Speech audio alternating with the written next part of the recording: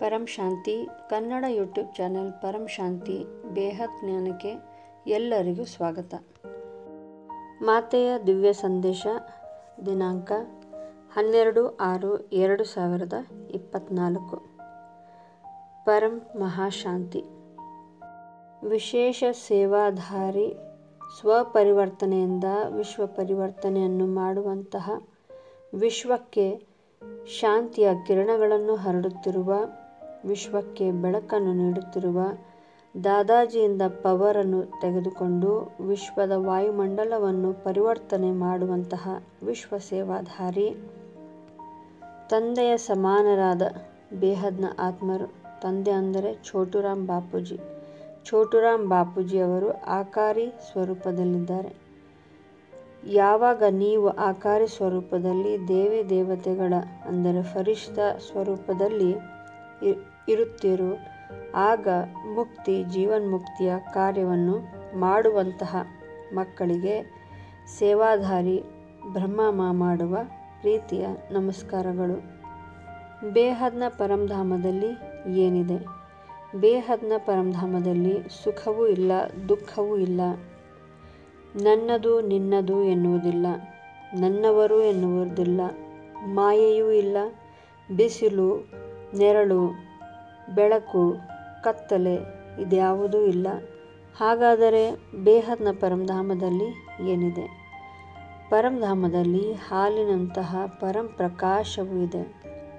ಪರಂಪ್ರಕಾಶದ ಹಾಲಿನ ಮಹಾಸಾಗರವೇ ಇದೆ. ಮಹಾಸಾಗರವೂ ಚಿಕ್ಕದಾಗುತ್ತದೆ. ಅದು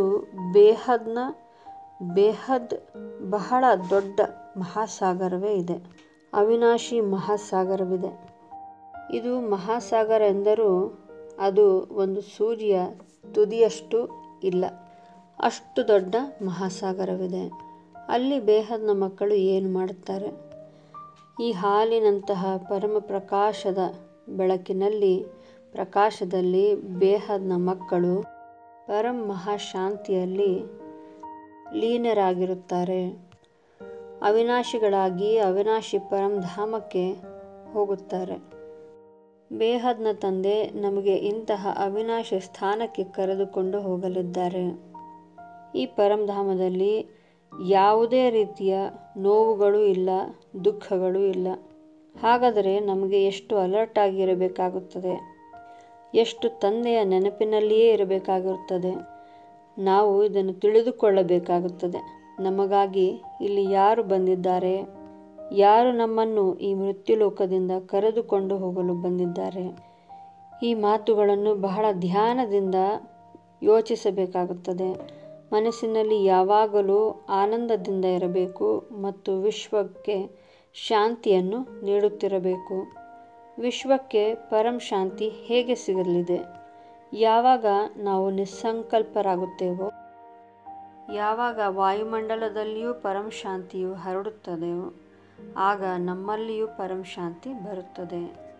ಇಂತಹ ಸ್ಥಿತಿಯಲ್ಲಿ ನಾವು ಇದ್ದಾಗ, ಇಂತಹ ಪುರುಷಾರ್ಥ ಮಾಡಿದಾಗ ಅವಿನಾಶಿ ಪರಂಧಾಮಕ್ಕೆ ಹೋಗುತ್ತೇವೆ.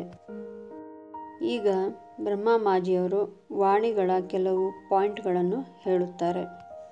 ಬೇಹದ್ನ ತಂದೆಯು ಯಾರನ್ನು ಭೇಟಿ ಮಾಡಲು ಬಂದಿದ್ದಾರೆ? ಅವರು ತನ್ನ ಸೇವಾಧಾರಿ ಮಕ್ಕಳನ್ನು ಭೇಟಿ ಮಾಡಲು ಬಂದಿದ್ದಾರೆ. ಬೇಹದ್ನ ತಂದೆಯು ಉನ್ನತ ಸ್ಥಾನದಲ್ಲಿ ಇರುತ್ತಾರೆ. ಅವರ ಶರೀರ ಇಲ್ಲಿದ್ದರೂ ಅವರ ಧ್ಯಾನ ಬೇಹದ್ನ ಪರಂಧಾಮದಲ್ಲಿರುತ್ತದೆ.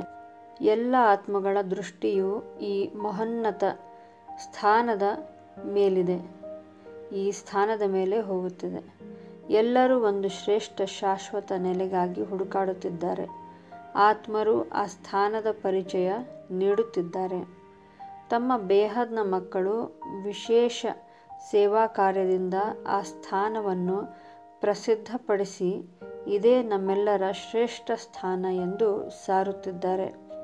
ವಿಶ್ವದಲ್ಲೇ ಅತಿ ಶ್ರೇಷ್ಠವಾದಂಥ ಈ ಸ್ಥಾನದಿಂದ ಎಲ್ಲರಿಗೂ ಜೀವದಾನ ಸಿಗಲಿದೆ.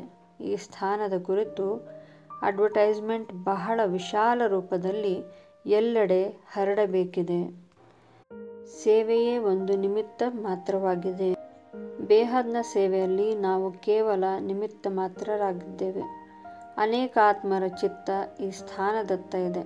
ಎಲ್ಲರೂ ಇಲ್ಲಿ ಏನು ನಡೆಯುತ್ತಿದೆ, ಯಾವ ಜ್ಞಾನ ನೀಡಲಾಗುತ್ತಿದೆ ಎಂದು ಯೋಚಿಸುತ್ತಿದ್ದಾರೆ. ಆದರೆ ಅವರಿಗೆ ಏನೂ ತಿಳಿಯದಾಗಿದೆ.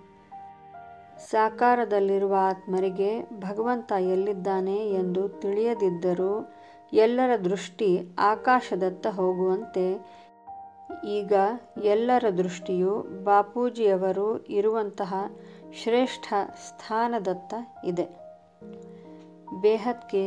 ಬೇಹದ್ ಕಿ ಪರಂ ಪರಂ ಪರಂ ಮಹಾಶಾಂತಿ ಹೈ, ಮಹಾಶಾಂತಿ ಹೈ, ಮಹಾಶಾಂತಿ ಹೈ.